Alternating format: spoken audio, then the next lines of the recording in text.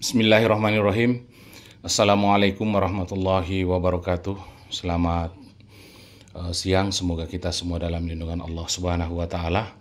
Kembali lagi bersama dengan kami, Rafiuddin Nasir, TFTT Channel, masih dalam proses pembinaan RB binaan kami dengan ukuran 4x12 setinggi 3 lantai, yang alhamdulillah sudah masuk dalam tahap panen yang ketiga ya, dan alhamdulillah tadi kita sudah melaksanakan panen kurang lebih sekitar 45 sarang pada RBW milik Bapak Aibtu Nathan yang ada di Kecamatan Pondrang.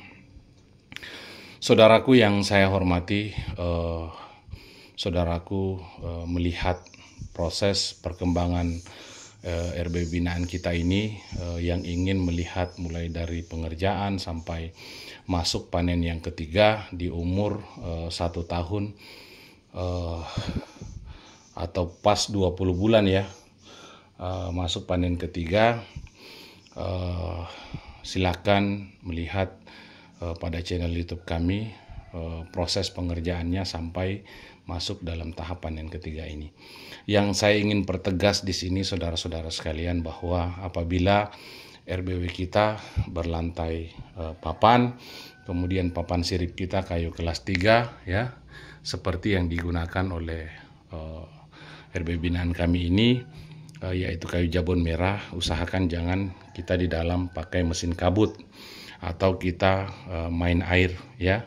Biasa ada RBW yang menyemprot air secara otomatis, jangan ya. Kenapa? Karena saudaraku tahu sendiri ya, kalau misalkan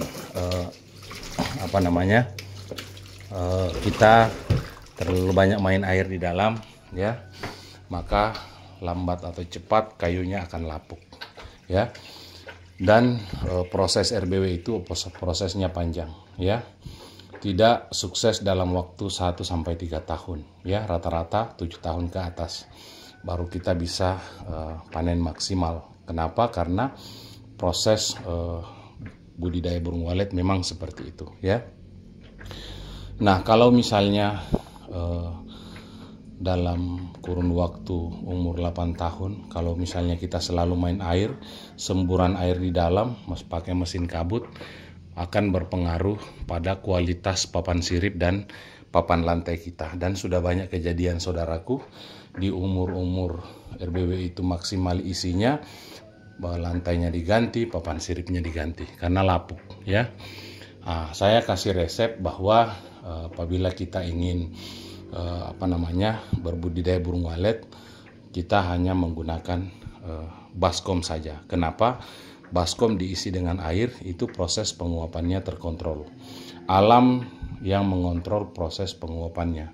Nanti ketika terjadi suhu panas, maka air yang ada di baskom ini akan menguap sampai ke papan sirip dan akan melembabkan telur dan melembabkan sarang burung walet kita ya. Seperti itu. Itulah fungsi dan manfaat air berada di dalam ruang inap. Tetapi tidak boleh kita berlebihan. Kenapa? Karena itu tadi ya, papan sirip kita terbuat dari kayu, dan kayu itu rata-rata kalau di kami di Sulawesi Selatan itu menggunakan kayu kelas 3, kayu jabon merah ya. Jarang sekali menggunakan kayu nato. Kayu nato pun juga itu akan lapuk kalau selalu dalam situasi lembab. Yang kita antisipasi juga itu adalah jamur ya. Kalau kita menggunakan mesin kabut saudaraku, timer yang mengontrol proses penguapannya ya. Jadi ketika timer beroperasi, maka semburan uap itu akan sampai ke papan sirip dan melembabkan papan sirip kita. Timer tidak tahu bahwa papan sirip kita ini kualitasnya seperti apa, apakah basah atau bagaimana ya. Ketika sudah waktunya tiba, maka akan mengeluarkan semburan air. Kalau misalnya kita pasang air di dinding, kita semburkan ke lantai, itu juga akan melembabkan kayu lantai dan lambat laun akan lapuk ya. Sedangkan proses kesuksesan RBW itu ada di umur 7 tahun ke atas. Jadi usahakan kita hanya pakai baskom seperti ini, itu diisi dengan air. Kemudian kalau kita menggunakan terpal atau kolam diisi air dalam jumlah banyak, maka proses dinginnya itu juga akan kelewatan pada malam hari. Kenapa? Karena air itu mengikuti suhu yang ada di sekitarnya, ya. Kalau suhu yang ada di sekitarnya itu panas, air pun juga itu akan berubah menjadi panas. Jadi air ini tidak berfungsi untuk mendinginkan, tapi melembabkan, ya. Ketika suhu yang ada di sekelilingnya itu dingin, maka air itu akan berubah menjadi dingin dan akan menampung kualitas dingin yang tinggi juga ketika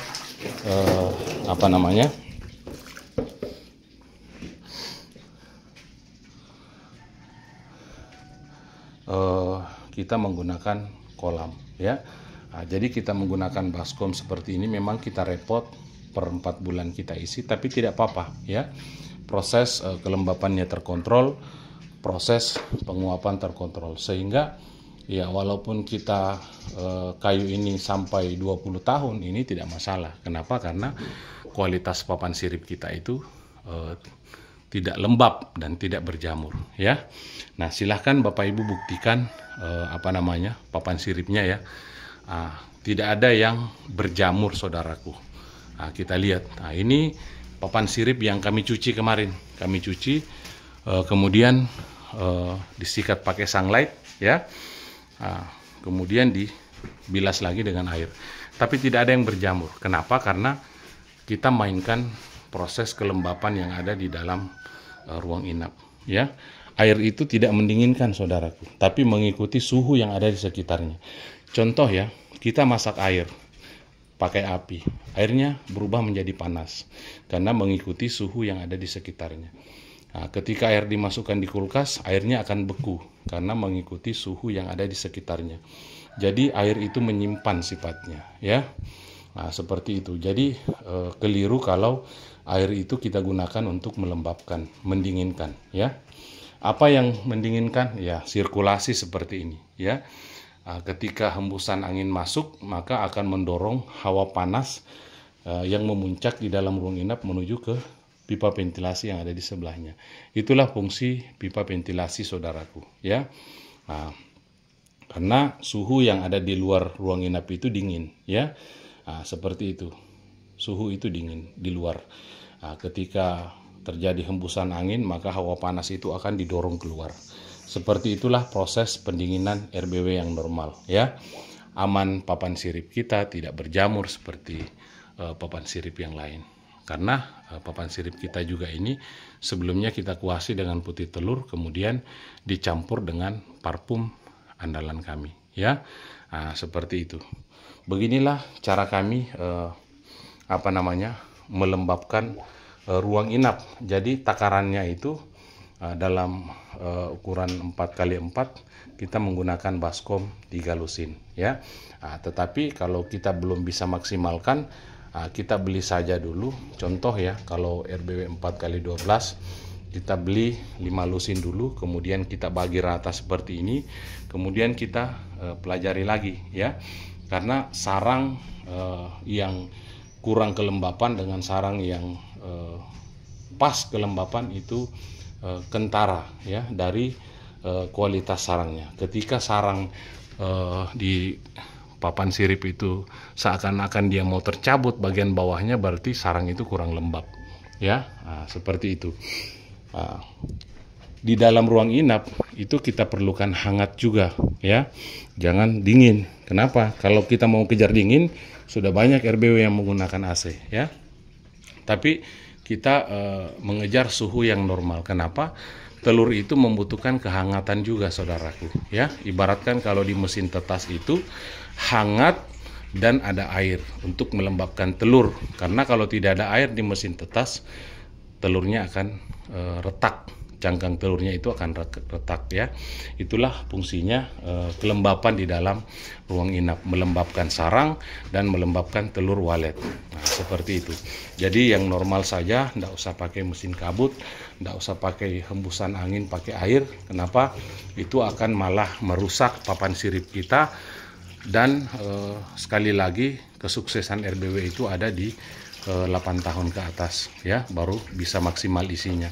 Dan kalau umur 8 tahun kita menggunakan air berlebihan, saya yakin bahwa papan sirip kita akan lapuk dan kita akan menyesal ya.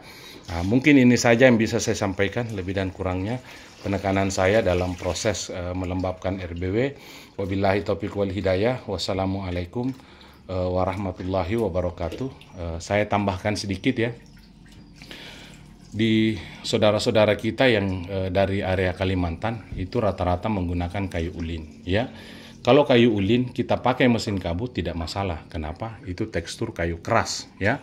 Dikasih air tidak masalah ya. Bahkan direndam di air pun tidak masalah karena kayu ulin.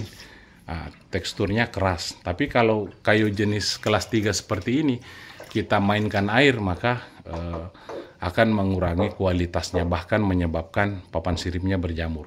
Kayu ulin itu susah berjamur saudaraku karena teksturnya keras.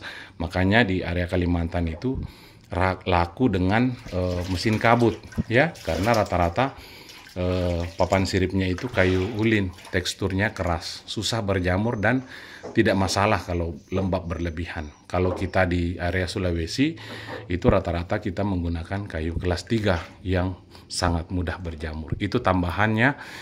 Mudah-mudahan saudara-saudaraku semua paham, jangan selalu mengejar kelembapan tapi dengan cara yang berlebihan karena akan merugikan diri kita sendiri. Wabillahi taufiq wal hidayah. Wassalamualaikum warahmatullahi wabarakatuh.